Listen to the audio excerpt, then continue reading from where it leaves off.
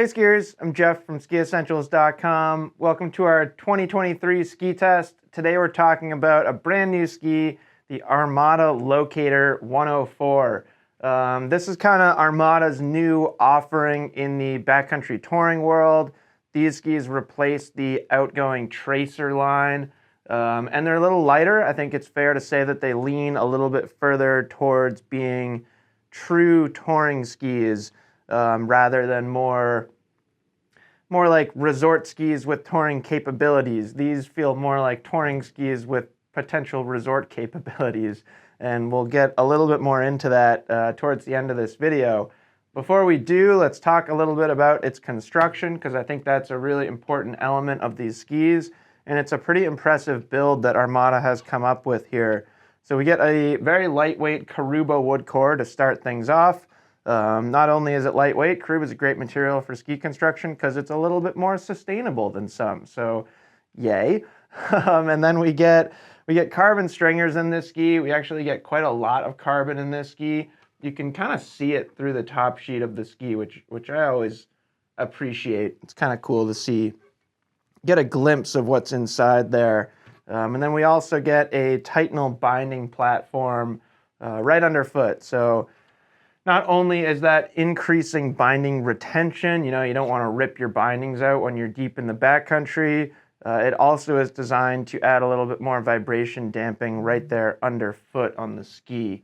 And then for shaping, we get something that I think is worth noting in these skis. All the Locator skis get pretty long turn radii. This 178 length actually has a 22 meter turn radius, so that's pretty straight. And what's nice about having a straighter cut for a backcountry ski is it's not going to be as catchy. It's really going to let you, the skier, dictate where you're going, make the turns that you want to make when you want to make them.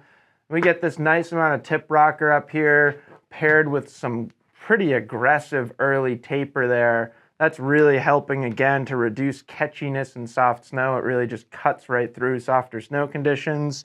And then less tail rocker, but there's enough tail rocker back here to at least talk about it.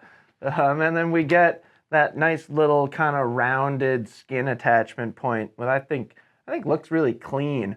Some skis have that kind of abrupt, jaggedy skin attachment point. I like the rounded kind of circular design. I wonder if we'll see more of that down the road. So that's construction and shape. Something that I always think is worth doing, especially on a backcountry touring ski. Throw it on our handy dandy scale here. 178, 104 underfoot. This thing's coming in just over 1,500 grams, so pretty darn light. That light with this shaping concept, it's really quite maneuverable, quite agile, really easy to get it to go where you want it to go, and it doesn't take much work to get there, which is nice. You don't want a fatiguing ski when you're working hard in the backcountry.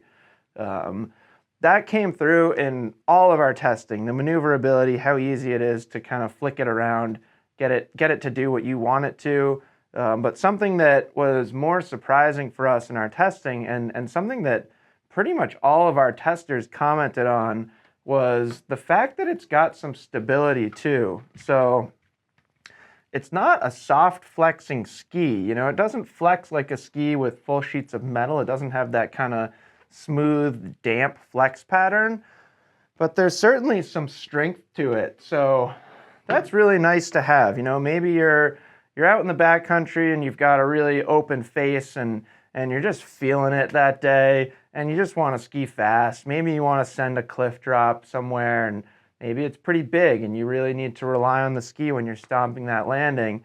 I think these will be able to do that just fine. Kind of the other side of that is you never really know what you're going to encounter in the backcountry. Maybe you're on a sketchy traverse in some wind-blown snow in a no-fall zone.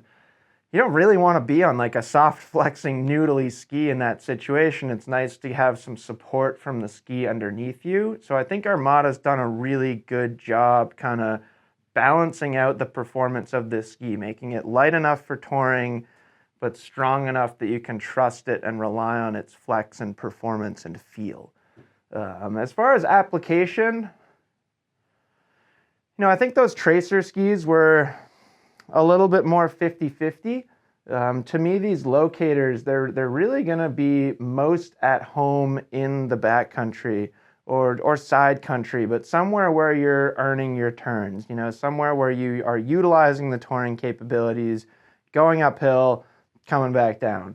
Hut-to-hut trips even, I think this ski would be sweet for stuff like that.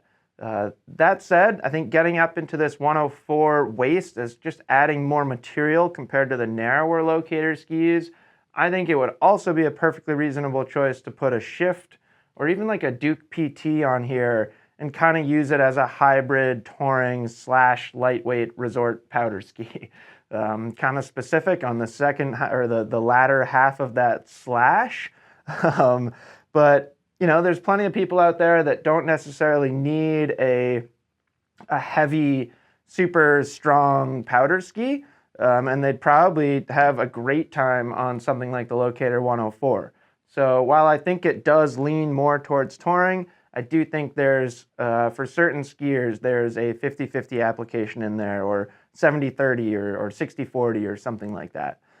So that's the Locator 104 from Armada. Great new skis, very impressive. Kudos to Armada for a great new line of skis. Let us know if you have any questions about it, as always, and we'll see you out there on the hill, hopefully in the backcountry in some powder.